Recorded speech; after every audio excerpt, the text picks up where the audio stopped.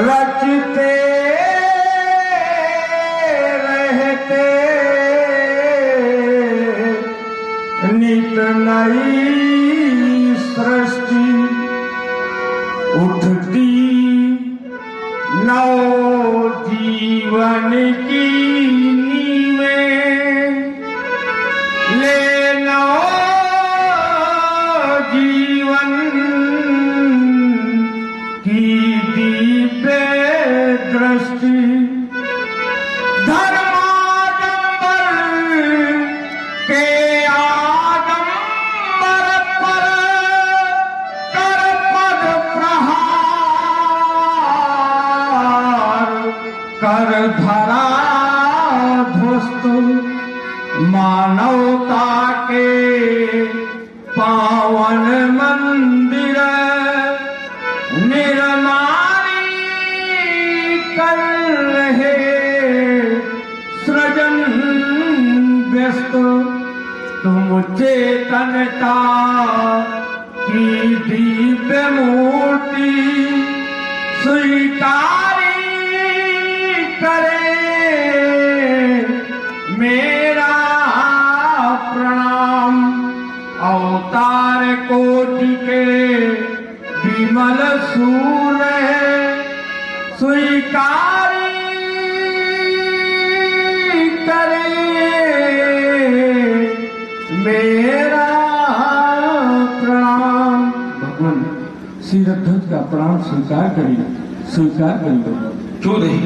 जन जन की जान को बढ़ा करके धरती में जड़ता और अभिमान को नष्ट करने वाले श्रीध्वज इस वसुंधरा के मध्य न्याय और नीति को स्वीकार करते हुए राज्य करने वाले जनक तुम्हारी ओर देखता हूं तो विचार करता हूं कि यम नियम आसन प्राणायाम प्रत्याहार धारणा ध्यान और समाधि अष्टांग योगों से विभूषित आचार्य श्रीध्वज तुम्हारे जीवन काल में कितनी गरिमा, कितनी श्रद्धा, कितनी सहानुभूतिशीलता, कितना शिष्टाचार और कितना साहित्य सजन तुम्हारे जीवन काल में, लेकिन फिर भी अपने प्राचीनतम धरातल को स्वीकार करते हुए एक आचार्य कोटि की संत की गरिमा को स्वीकार करने वाले वैभवशाली नृपाल महापुरुषों के जीवन में अग्रगण्य हो तुम्हारा जीवन। तभी तो हमारे भारत के संतों ने, भारत के मनीषियों ने, भारत के आचार्यों ने, भारत के धर्माचार्यों ने जब भी तुम्हारी वंदना किया श्रद्धा तो अकेले नहीं तुम्हारे परिजनों की समेत तुम्हारी वंदना की गई। ओम तुक्कः प्रणमो परिजन ये सहित विदेहो पूरे परिजनों की समेत तुम्हारी वंदना की गई। अब विचार करने की बात है, क्या महाराज जनक में इतना बड़ा गुण समाहित है कि उन्होंने अपने पूरे परिजनों की समेत वंदना करा लिया? बताया गया कि वो गुण है। अब गुण है क्या कि पुर नर नारी सुभग सुचि संता जितने भी इस मध्य प्रदेश के नर नारी हैं सभी भागवान हैं, सभी पवित्र हैं और सभी संता हैं। और इतना ही नहीं, ये धर्मशील सभी धर्मशील हैं, ज्ञानी गुणवंता सभी ज्ञानी हैं और सभी गुणवान। आचार्य तो यहाँ तक कह दिया राजन कि जो संपदा यह नीच ग्रह सोहा जो संपत्ति इस मध्य प्रदेश में नीच से नीच व्यक्ति के घर में है उस संपत्ति को देख करके देवराज इंद्र ही मोहित हो जाते हैं। सो बिलोकी सुरनायक मोहा। अब विचार करने की बात है, जहां पर ज्ञानी है, गुणवान है, धर्मशील है, क्षमता है, तो वहां पर नीच व्यक्ति कहां से आ गया?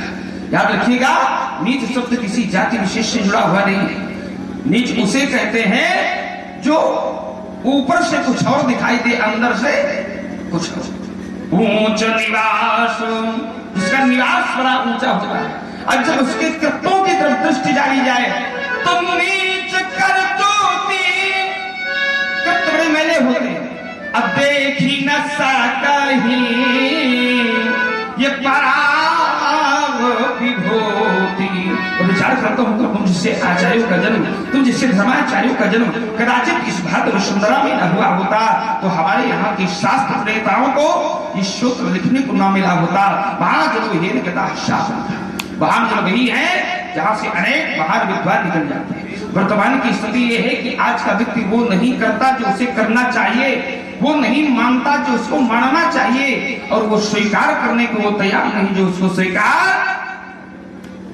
सिद्धत्व तुम्हारे लिए तो विद्वानों ने कह दिया कि योगी नाम जनकादया, जनक योगियों में सर्वश्रेष्ठ। और जनक शब्द का अर्थ होता है कि जन नाम ज्ञान का नाम कर्म का, जो ज्ञान और कर्म दोनों में एकात्मकता रखता है उसका नाम है जनक। जन नाम भूमि का नाम आकाश का, जिसका ज्ञान राज इस वसुंधरा से लेकर के आकाश तक फैल जाए उसका नाम है जनक। जन नाम प्रजा का नाम पालन करने वाले का, जो अपनी प्रजा का पुत्र की तरह से पालन करता है उसका नाम है जनक। जन नाम भूमि का नाम कृष्ण का, जिसके भूमि के कृष्ण से कन्या का जन्म हो जाए उसका नाम। और आचार्य कहते हैं व्यासी, ओम जो गौरव गरिमा ज्ञान बढ़ावे वही जनक है। गौरव गरिमा ज्ञान बढ़ावे वही, संतों का सम्मान बढ़ावे वही जनक है। पृथ्वी से कन्या उपजावे वही जनक है। इस वसुंधरा में पहला सम्राट महाराज जनक, अंग्रेज घर में भगवान बुलावे वही, तो जनक तुम्हें जगमंगलमय हो, क्योंकि यहाँ जन जन की जानत भी हो, मूर्ति मधुर महान तुम्ही हो, इस वसुधा में भगवान तुम्ही हो। एक समय आवेगा सिद्धत कि जब विश्व करेगा पूजा तेरी, जब विश्व करेगा पूजा तेरी, अब तुम्हें कभी न कोई भय हो, जनक तुम्हें जग मंगल मय हो। ऐसे सिद्ध हो, भगवान व्याकुल हो, आत्म काम हो, पुण्य काम हो, सिद्ध पूर्ण काम। सिय बुलाई प्रणाम करावा, पुत्र इसी से श्री भरतनंदन परशुराम जी प्रणाम करो। जब जब इस बालिका का दर्शन अपने चरण चक्षु के समीप करने लगा तो मन बड़ा विचारमग्न हो गया। विचार करने लगा, अगर बालिका शब्द पर कभी विश्लेषणात्मक अध्ययन किया जाए तो अध्ययन करने वाला श्रोता ह्रास हो जाएगा। ओम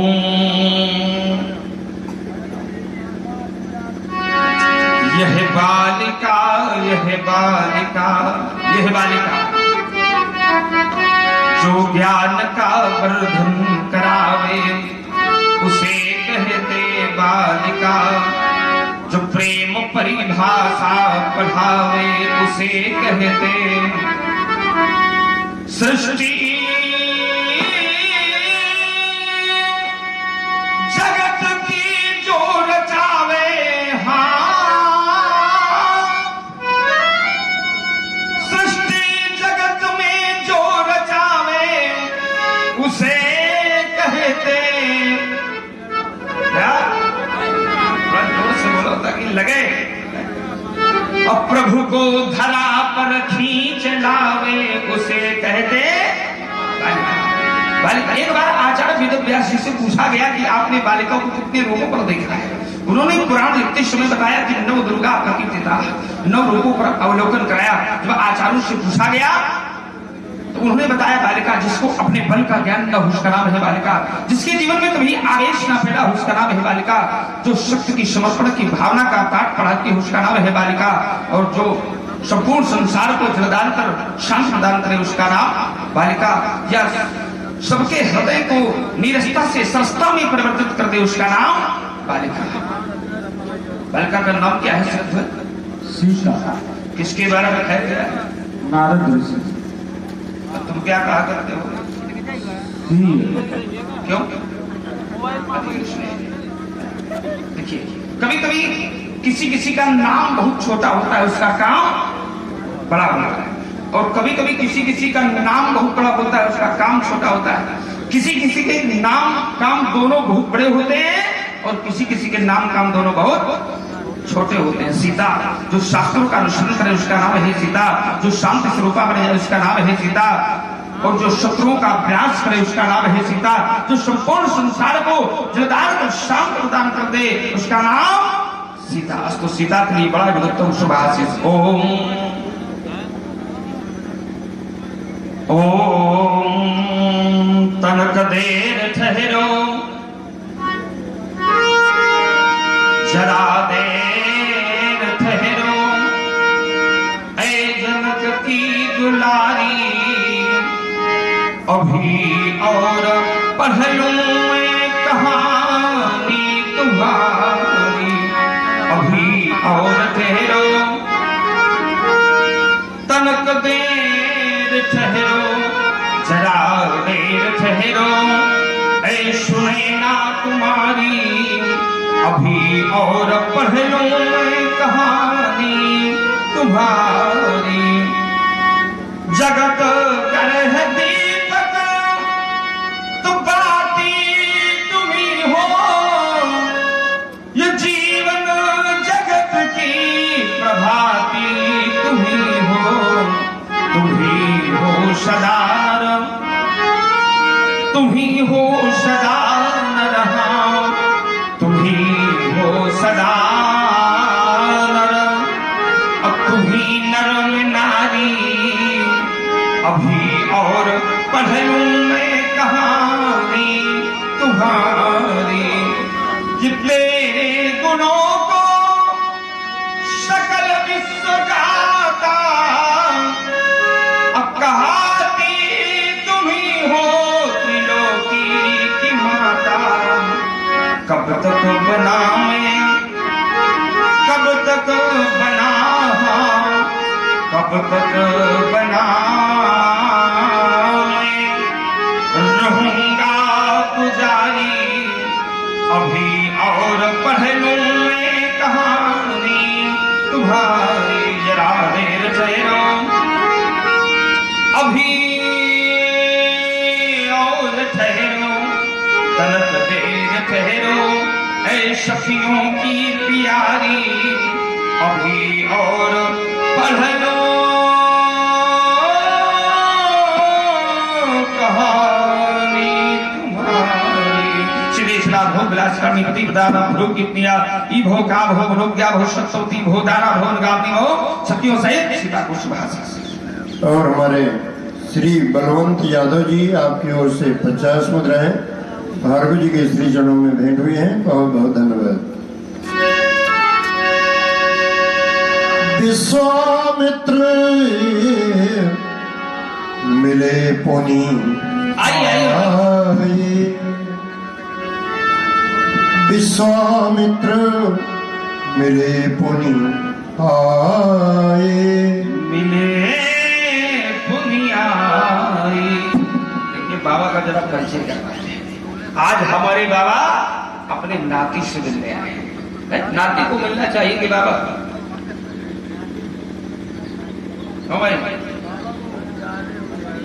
बाबा के साथ मिला होगा। इधर कुछ नाती वाले हैं, इधर कुछ बाबा वाले हैं। बाबा कुछ गड़बड़ हो जाए, विपक्षी मामला आएगा तो आप वाले कौन है?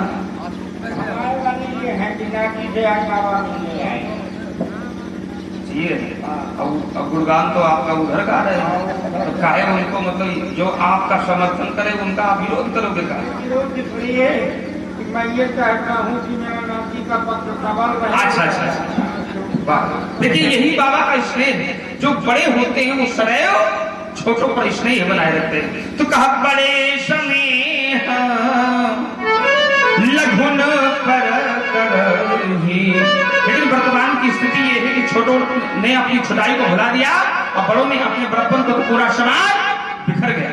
और आपके ये विद्यान की सब कुशल सब कुशलता है। अकेले ही और कुछ नहीं अकेले नहीं हूँ, साथ में दो सुंदर राजकुमार बेटा राम एवं लक्ष्मण, तुम दोनों बंधु परशुराम जी को प्रणाम करके सुंदर सरोजी मेरे दो भाई, पदी सरोजी मेरे दो भाई। बड़े सुंदर बालक है भाव है। इन बालकों को देखने के बाद मुझे ये नहीं लगता कि मैं संसार में पुनः किसी को देखूं। विचार करता हूँ कितना भाग्यशाली होगा वो पिता जो इन्हें पुत्र कहता होगा। कितनी सौभाग्यशाली होगी वो माँ जिनको लाल कहती होगी, और कितनी सुखशालिनी होगी वो भूमि जहां से दोनों राजकुमार विचरण करते हैं। ओम कौन भागशाली भूपति भवन जगो है आज, किसके अंगना ईट ईट मुस्कुराती है। अब कौन धन्य हो